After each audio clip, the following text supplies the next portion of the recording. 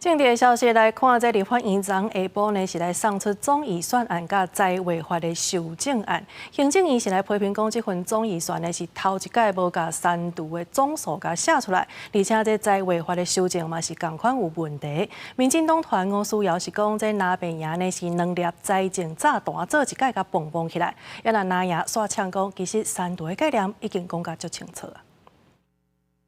立法院19下晡，甲114年度总预算案、财违法修正案送去总统府甲行政院。不过，公民团体关注预算冻结的金额，也佮有总预算删除确定的金额。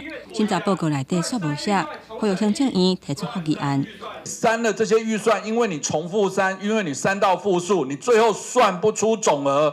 既然最后丢一句话给行政院说，你就看着办。民进党立院党团干事长吴思瑶认为讲，即届送出去的总预算审查报告，秘书是无字天书，一年支出内底无写清楚预算大减的数字，概念论述嘛看到真无确定，批评拿白一届引爆两个财政炸弹，欠缺精确的删减数。